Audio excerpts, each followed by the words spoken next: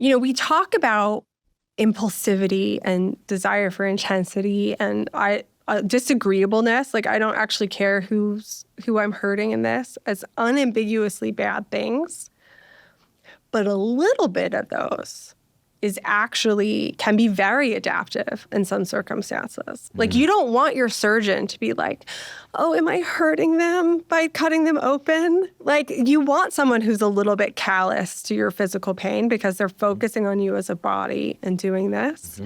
If you look at studies of who is a successful entrepreneur by the age of 30, they are white men, so social advantage, high IQ, as measured by a standardized test, history of a little bit of adolescent delinquency, right? And that makes sense if you're thinking about adolescent delinquency was a manifestation of risk tolerance, of sensation seeking, and who are the people who are not going to be real great at having a boss, but able to tolerate the risk of starting a business, right? Like, academia is full of people like that are like, I want to think about what I want to think about, and I don't want anyone telling me what to do, and I don't really care if other people think this is useful, and I'm willing to be really competitive to get resources. And I'll use taxpayer dollars, thank you, to do it with. Exactly. So I have this thought experiment in my book where I think, again, thought experiment, I'm not recommending this, where I think, what if we did have the means to select every baby that was born. Every reproducing couple is going to do IVF. They're going to create as many embryos as they can, and we're going to select the ones that have the lowest antisocial behavior substance use genes. And we have a generation that is the most puritanical, risk intolerant, non-sensation seeking, controlled, not disinhibited, very inhibited.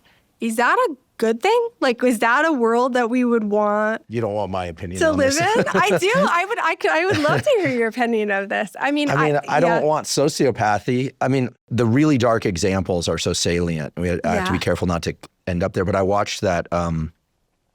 I didn't watch the Dahmer thing on Netflix. I would pay money to not see that. I don't want to see that. No, I don't have the tolerance for that either. I did watch the Richard Ramirez Night Stalker story a few years before that was on Netflix, and it was done exceedingly well at the level of it scares the shit out of you. And he was a true sociopath by all measures, But then when you hear the history of his childhood, just horrible treatment of being. I think I have this right, like being tied to a gravestone in a cemetery overnight as a young kid, like three or five, and just left there like his father did. Just horrible things. But again, it doesn't change. What I see is the guy with the pentagram written on his hand in the court, like the mental imagery, right? So taking away guys like that, people like that, I think you go, okay, yeah, he was a sadistic killer at every level. But then a bunch of just pure passivity everywhere. I don't know.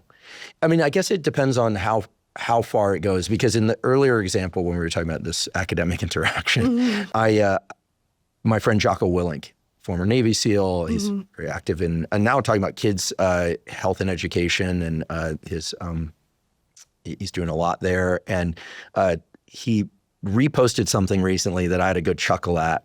So it was certainly true for me, which was that it said 90% of being a dude is making fun of your friends to their face and cheering them on behind their backs. Oh.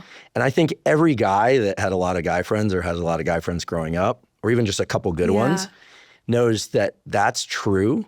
And the inverse of that are the people you're trying to select out. Yeah. Right? You don't want somebody who's nice to your face and then behind your back is trying to backstab, right? Yeah. Or be kind and then backstab. But yeah, a lot of being a dude is like making fun of each other, but then rooting each other on at the same time. That's kind of how we grow up. Yeah. So I wouldn't want a society where people wouldn't make fun of me and I couldn't make fun of them. But the encouragement part is also really important. Yeah. Yeah. And I don't know what it is for girls. I have a sister, and she's a very, very, very kind person. And I was always shocked the way that girls treated one another. So they can be really mean. Girls can be really mean. Yeah, yeah. You I know? mean, relational aggression, there's literature on this. You know, when we talk about aggression, we so often think in terms of physical aggression. You know, I'm punching you, I'm stabbing you, I'm hurting you. You know, relational aggression where you're destroying someone's reputation or social standing or making them feel isolated is just as painful as physical aggression, if not more so. I mean, there's few things that humans are more attuned to than that feeling of, oh, am I being pushed out of the group, right? Because that means, like, ancestrally, that means death. And so what we see research is that the same genes that predict physical aggression in boys predict relational aggression in girls. And relational aggression can be every bit as damaging, but I think also kind of bewildering to the adults around it. Like, it's more covert, right? And it's hard to see it. I was shocked at how early that started. I thought it was going to be something I dealt with my daughter when she got to be a teenager. 4 years old.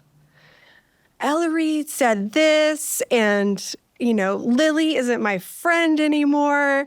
And I met with her preschool teacher and I was like, what is going on? And she was like, this is what 4-year-old girls do. They make relationship conflict and then they repair relationship conflict, and they do it all the time, every day. And that is why they are so much less bewildered by repairing relationship conflict than your average teenage boy is by the time they reach adolescence. And I was just completely thrown and fascinated by this experience.